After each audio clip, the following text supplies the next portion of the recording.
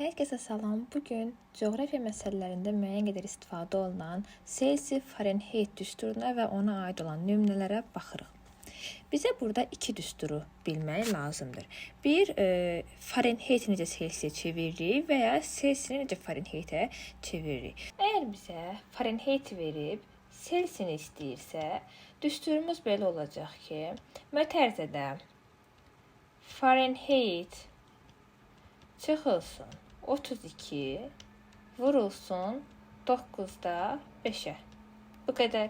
Yox, əgər Selsini verib Fahrenheiti istəyirsə, bu halda artıq Selsini vururuq 5-də 9-a. Yəni gördüyünüz kimi kəsirdə sürət və məxrəcin yeri dəyişdi. Sonra üzərinə gəlirik 32-ni. Burada olan 32 nədir? Belə ki, Selsidə suyun donma temperaturu 0-dır. 0 Selsidə. Fahrenheitdə isə bu donma temperaturu 32 dərəcədir. Müsbət 32 dərəcə. Və 32 dərəcə çox olduğuna görə Fahrenheitdə biz üzərinə gəlirik. İndi gəlin məsələ nümunələrinə baxaq.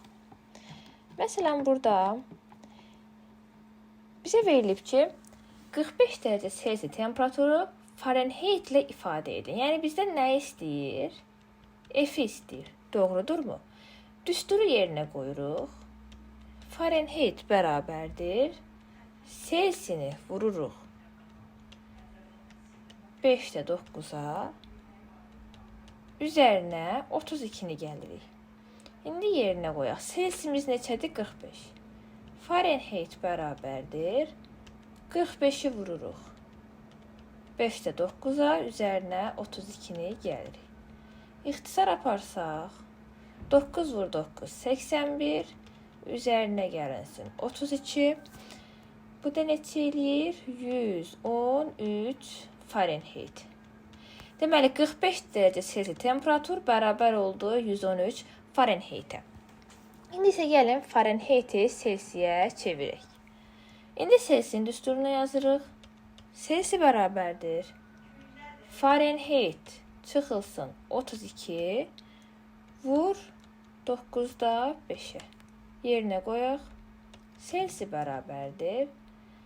50 çıx 32, vur 9-da 5.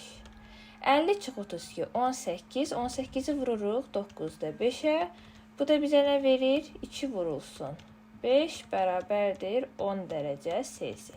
Deməli, 50 Fahrenheit 10 Selsiyə bərabər oldu.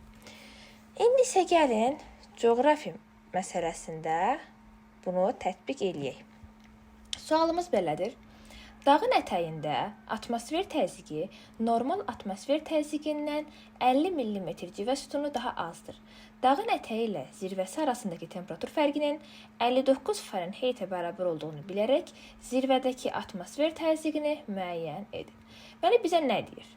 Pillə-pillə həll edək. Dağın ətəyində bir dağ var. Ətəyində atmosfer təzyiqi normal atmosfer təzyiqindən 50 mm civə sütunu daha azdır.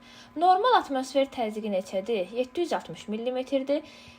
Bu dağın ətəyində isə 760-dan 50 mm azdır. Deməli neçədir? 760 çıxılsın 50, 710 mm.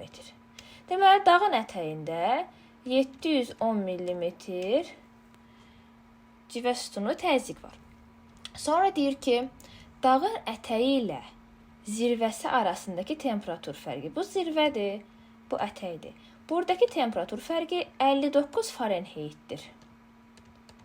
Əlbəttə ki, biz bunu metrə çevirmək üçün əvvəlcə Fahrenheiti Selsiyə çevirməliyik. Daha sonra 1000 metrdə 6 dərəcə Selsi düsturumuzla, 10 metrdə 1 mm düsturumuzla davam edə bilərik.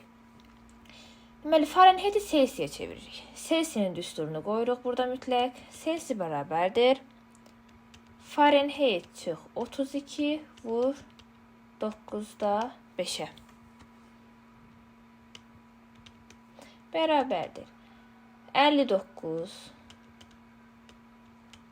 çıx 32, vur 9-da 5. 59-dan 32 çıxanda 27, vur 9-da 5. Aparırıq ixtisar 3, 3 dəfə 5, 15 dərəcə Selsi. Tapdıq ki, 59 Fahrenheit əslində 15 dərəcə Selsi imiş. Bundan sonra artıq məsələmizi normal qaydada həll edirik. Deməli, əvvəldə Selsini bir dəfəlik millimetrə çevirə bilmirik, amma Selsini metrə çevirə bilirik. Necə idi bizim düsturumuz? 1000 metrdə yuxarı qalxdıqca temperatur 6 dərəcə Selsi aşağı düşür. Bizə lazımdır 15 Selsidən nə qədər düşdüyü, amma bilmirik. X yazırıq. 6x bərabərdir 15.000. X olacaq 2500 metr. Deməli, tapdıq ki, dağın ətəyi ilə zirvəsi arasında 2500 metr məsafə var. Bizdən təzyiqi istədiyinə görə metrə millimetrə çeviririk. 10 metrdə 1 millimetr, 2500 metrdə x millimetr.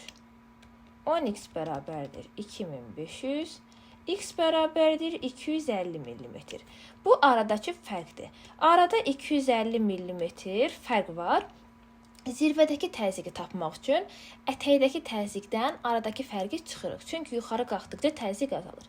Ətəkdə 710 varımız idi. 710-dan çıxırıq 250 millimetri. Alırıq neçə? Alacağıq 460 millimetr. Doğrudur.